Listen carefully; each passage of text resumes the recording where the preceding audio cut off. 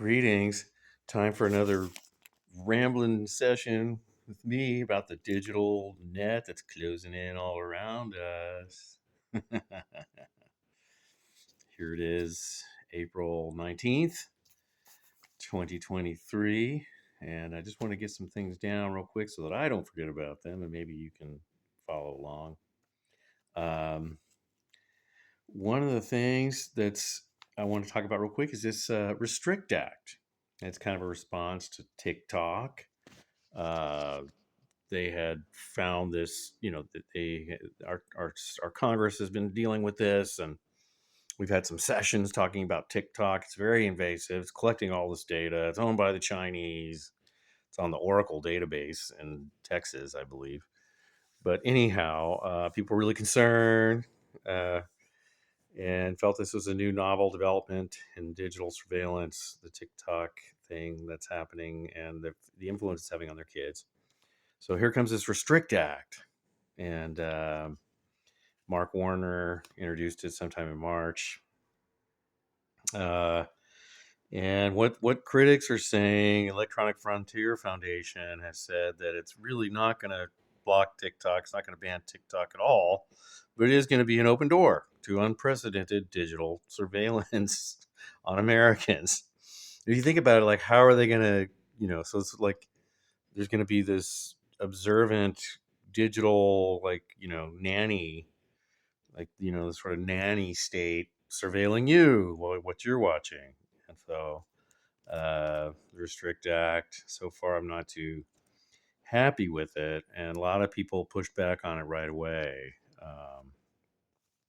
And so that was one thing I wanted to talk about. Oh, yeah, because they were mentioning people in the discussion of it are talking about, well, we've got to kind of get access to these encrypted areas of the internet now. People like using Signal and VPN on purpose, trying to have a little bit of autonomy, a little bit of digital privacy.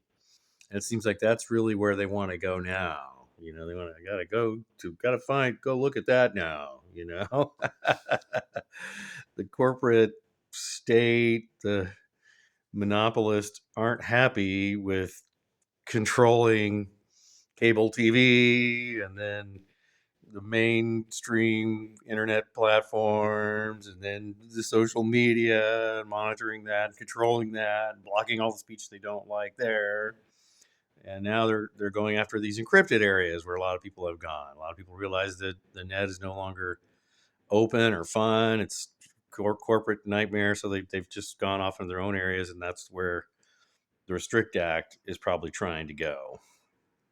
So, anyway, that's one interesting thing. Another interesting aspect of this is this court case, Alex Berenson versus Joe Biden. This, I think, happened in 2019, 2020, 2020, 2021.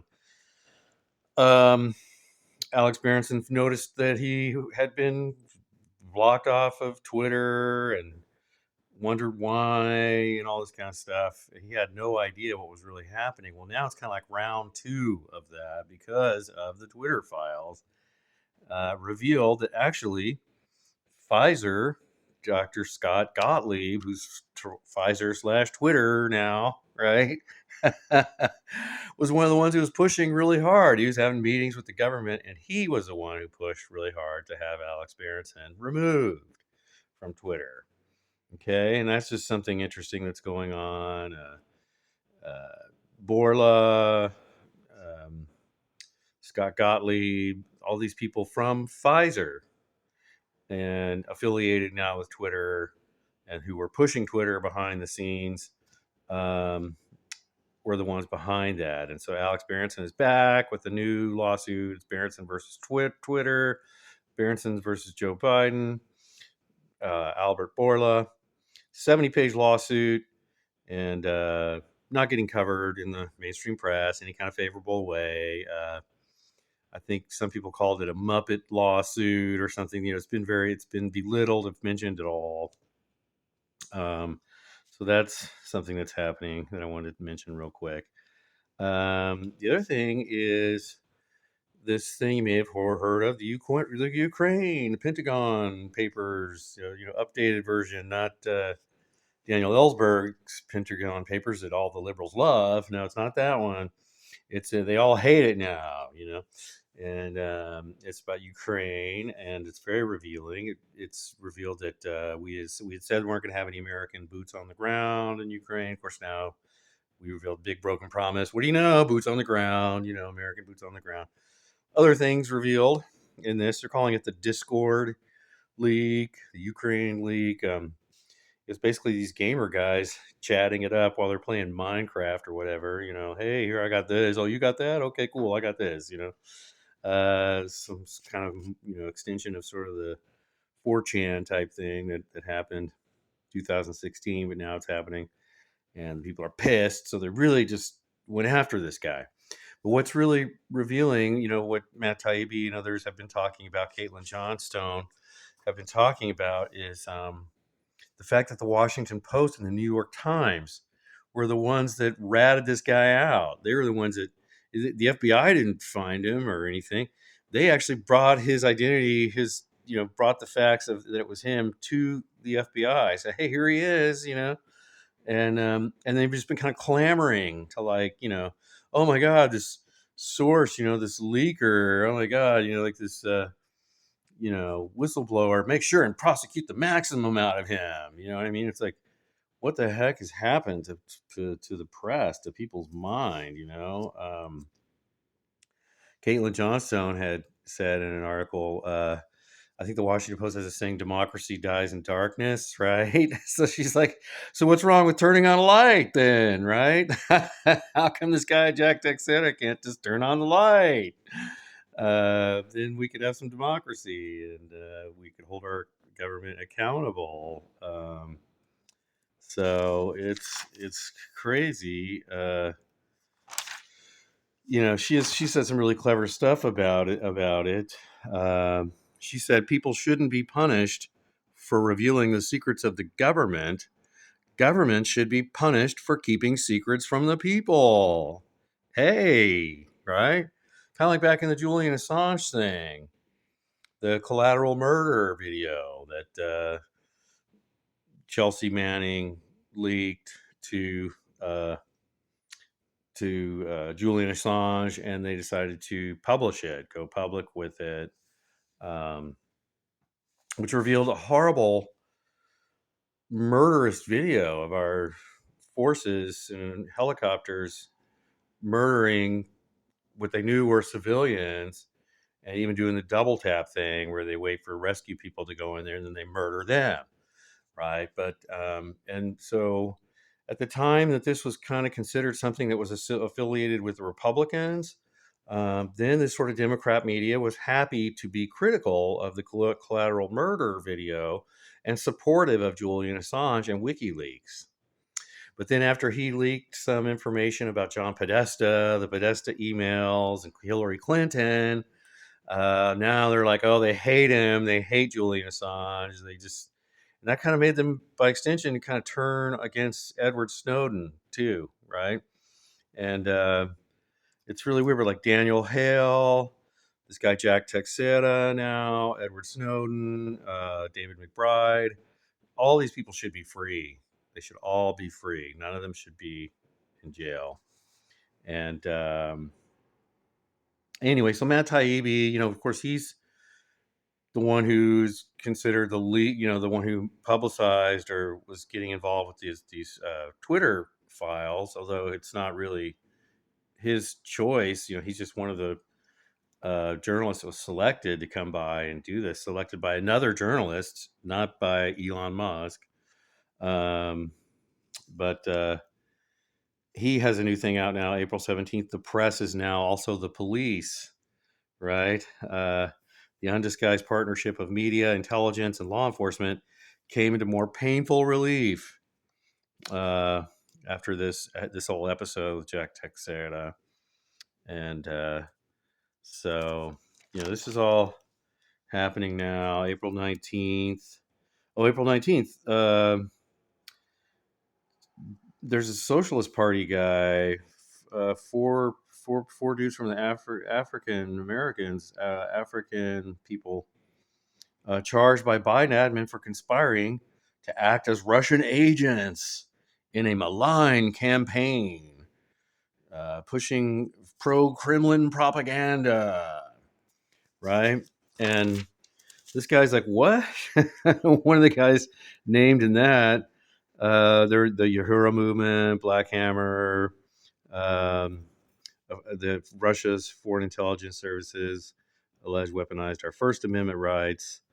Oh yeah, so like, oh yeah, Russia's weaponizing our First Amendment rights. Like, how can that?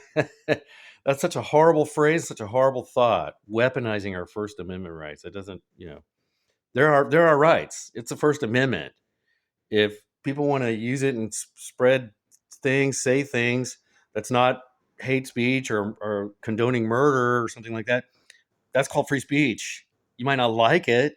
You might not like what they say, but quit using this phrase weaponizing, right? It's like what was weaponized was the response to COVID-19. That was weaponized, right? But when somebody says something you don't like, that's not weaponization of the First Amendment. That's just hideous.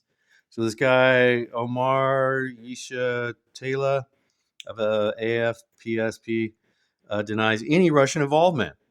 He says, I ain't ever worked for a Russian. Never, ever, ever, ever. They know I have never worked for Russia. Their problem is I never worked for them. That's what he says.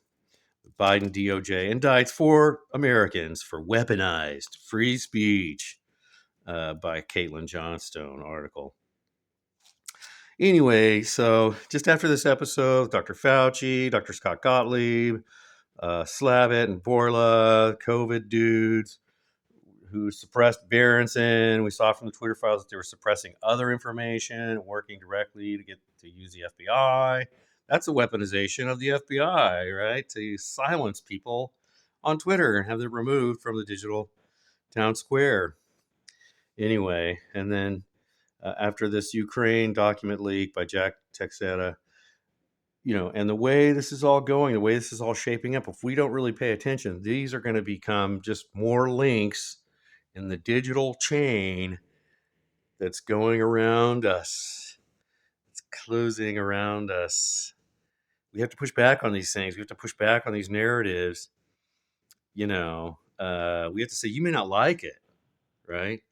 But, the Pentagon doesn't have the right to just classify everything. It's classified information. Well, people in the old days, leftist people used to cheer it on when we found out more information about the Vietnam War. Everybody was really happy when we learned more about what that was about, what was going on with that. We were happy to learn that, and it reduced support for that war. Support for that war went down. We eventually got out of that war. And that's what we need to have now. Critical mindset of people in power, not a critical mindset of some gamer out there, some kid or some socialist nobody's ever heard of. Like, that's, who cares? They're going to say what they want to say. We need to champion that. And when people leak things from our government, we need to say, great, now we know more. We're the public, right? We need a critical press, a press that is critical of our government. And we need to applaud when we learn more about our government's bad doings, right? And it's ridiculous. So support the people that are revealing more. Support the underdog, the little guy. Remember when Americans were all about that? Instead of championing, just falling in line with the giant big brother like they all do now. They're all so happy to, beat up the unvaccinated people and spread lies like ivermectin is just a horse dewormer, just to fall in line with Pfizer. Everyone's just so happy to do that now. We got to break that habit. Become critical. Become an independent thinker and support these other independent thinkers. Matt Taibbi, Alex Berenson, Caitlin Johnstone, people that are pushing back against the Restrict Act now, pushing back against this vilification of Jack Teixeira, right? Push back on those things. Become a champion. Become a shiner of the light, not a supporter of the darkness. Okay? Let the Holy Spirit move within you. Feel it. The truth is better. Light is better.